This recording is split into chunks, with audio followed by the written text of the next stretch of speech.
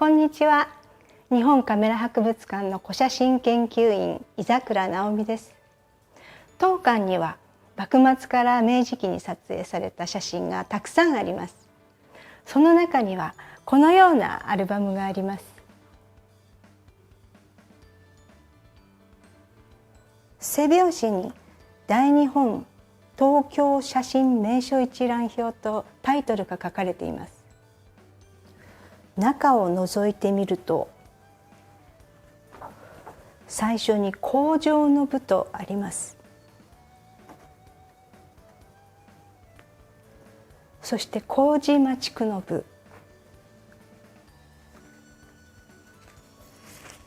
神田区の部、そして日本橋区と明治11年に区画整理された区と郡に分けられています。写真は全部で900枚以上貼られていて、年代を調べてみると明治初年から明治18年以前に撮影されたものばかりです。このアルバムをベースに東京の街並みを古写真と一緒に歩いてみましょう。今回は第1話工場の部です。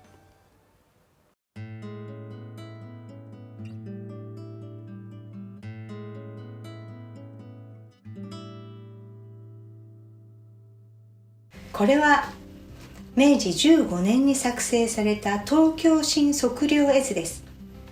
最初に位置を把握してください。中央のここが江戸城跡地になります。江戸城は明治2年に工場と改称されました。そしてこの西の丸は明治天皇の皇居になります。現在の宮内庁庁舎や宮殿がある場所です。ここが現在の皇居外苑の場所で、大手町、丸の内、永田町です。私が今いる日本カメラ博物館はこの辺りです。現在の住所は千代田区一番町ですが、この頃は麹町区五番町でした。ここから一番近い工場の門、まずはこの半蔵門からです。明治4年に撮影された半蔵門です。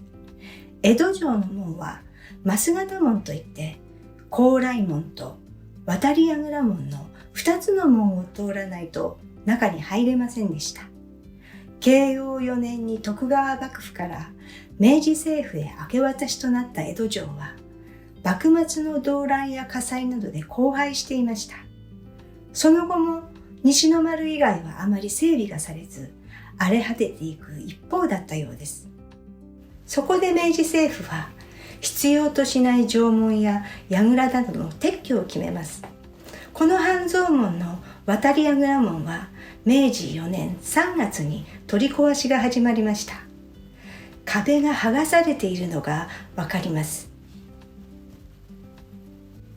こちらは明治10年代頃の半蔵門です。ここにあった渡櫓門がもうありません。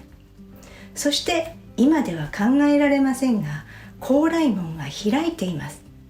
奥の石垣が見えているのがわかるでしょうか。これは明治3年に半蔵門と田安門、清水門と竹橋門、木地橋門が昼間だけ一般に開放されたからです。左の写真の高麗門は閉じていますが、撮影されたのは明治4年ですので、この荷物を積んだ牛車を引く男性は門が開くのを待っているのかもしれません。右の写真にはこちらに客待ちの人力車が置かれています。現在の半蔵門です。さすがに今は警備が厳重です。半蔵門の渡櫓門は明治4年に撤去され、高麗門は第二次世界大戦で焼失しました。現在の門は和田倉門の高麗門を移築したものです。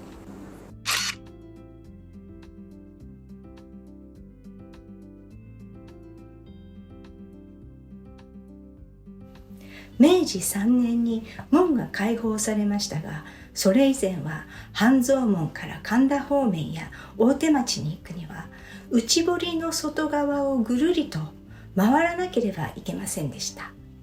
半蔵門が開放されるとこのように進めます。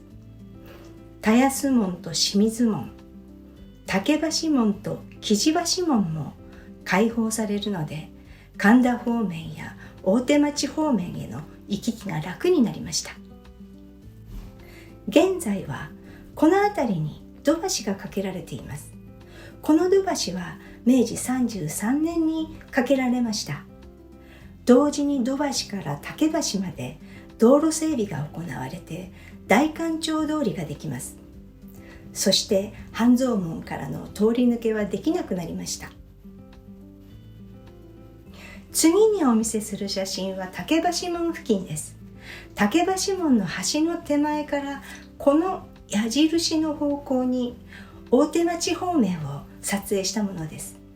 この絵図によれば平川橋と群馬局が写っているはずです。手前の橋が竹橋で、奥に見える橋が平川橋です。平川橋より奥に見える白い塀が大手町にあった軍馬局です。軍馬局というのは陸軍の軍用馬を飼育したり調教する機関でした。そして右端手前に竹橋門の石垣が写っています。半蔵門から代官町通りを歩いて竹橋に来ました。私の後ろには平川橋が見えます。現在の大手町は日本屈指のビジネス街です。竹橋は少しだけ架けられている位置が違うようですが、ここには今も同じ石垣が残されています。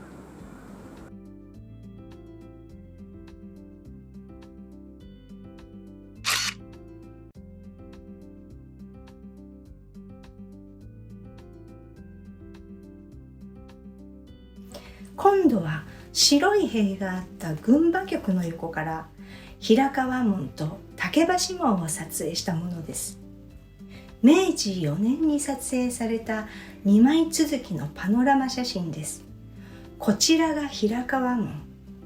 右の遠方のここに竹橋門が見えます。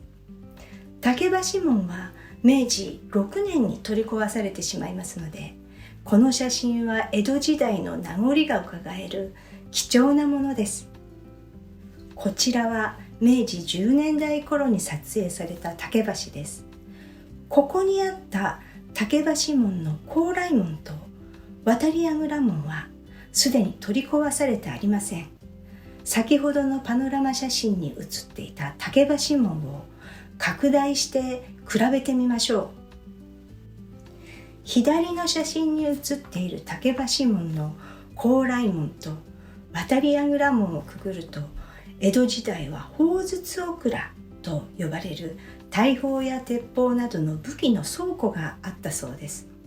明治6年に門が取り壊された後のこちらの門を通り抜けて右側を見ると、渡櫓門があった場所に新しい門があって、表札には少し読みづらいですが、近衛砲兵大隊営と書かれています。近衛兵というのは宮中の警護をする軍隊のことで、砲兵は大砲を扱う兵隊です。菊花門のある建物の手前で砲兵隊が整列しています。左奥には分かりますか？大砲が並んでいます。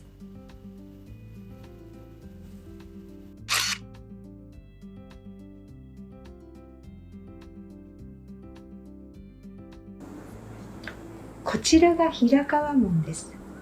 修復や再建がされていますが、当時の形がそのまま残されています。こちらの遠方に見える橋が竹橋です。門があった場所には今国立近代美術館があります。そして近衛砲兵大隊営があった場所には警視庁第一機動隊が置かれています。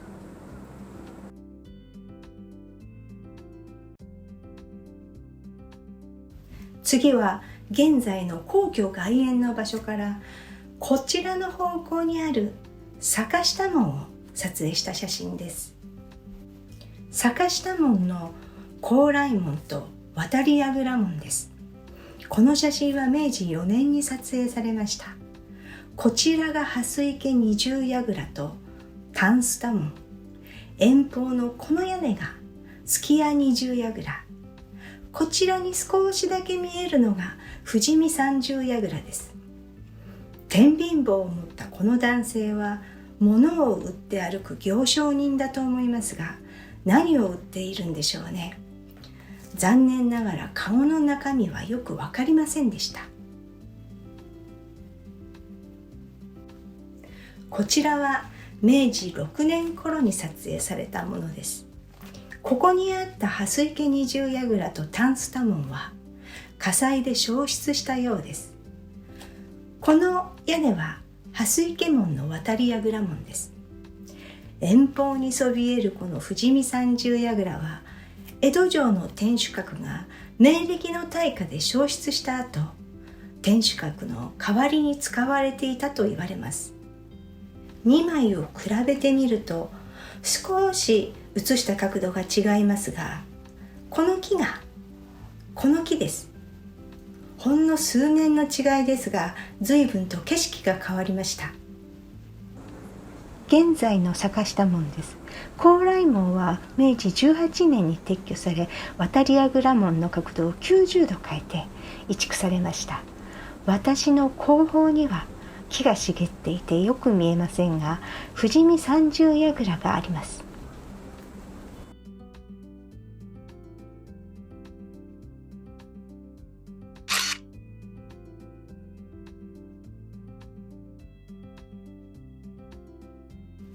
次は第5景、今回最後の写真になります。坂下門から少し南に行ったこの辺りから西の丸大手門と二重橋の写真です。右奥に見えるのが伏見二重櫓です。手前の橋が西の丸大手橋、その左には西の丸大手門の高麗門が見えます。右奥に見える橋が西の丸下城橋、橋桁が二層式になっているので二重橋と呼ばれていました。この二重橋を写した写真がこちらです。明治4年に撮影された写真です。橋桁がここにもあって二重橋の構造がよくわかります。この右側の門は西の丸の玄関前の門で書院門と言います。江戸城の中で一番大きな渡櫓門でしたが、この門は明治6年に起こった西の丸の火災の際に明治天皇の仮御殿とともに焼失してしまいます。橋はすべて木製の橋ですが、手前の西の丸大手橋は明治20年に石橋に、奥に見える二重橋はその翌年に鉄橋に架け替えられました。そして西の丸大手門の高麗門は明治22年に撤去され、後ろにあった渡櫓門が正門とされます。半蔵門から竹橋、平川門、坂下門とぐるっと皇居周辺を歩いてきました。ここが今回最後の場所です。現在の橋は皇居正門石橋と正門鉄橋と呼ばれています。こちらの正門は高麗門の位置に渡櫓門があります。そしてこちらの遠方には書院門は再建されませんでしたが、その奥に美しい伏見二重櫓が見えます。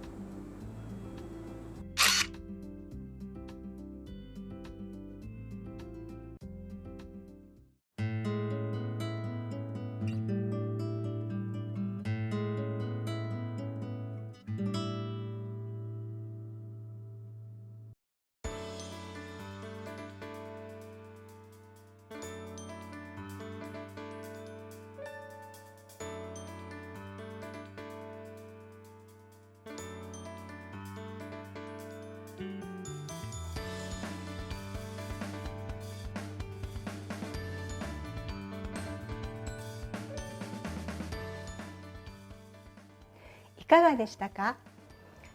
今回は工場の部より第5景までをご紹介しました。私が独断で選んだ東京100景までをご案内するつもりです。次回は麹町区の部です。9月頃を予定していますのでお楽しみに。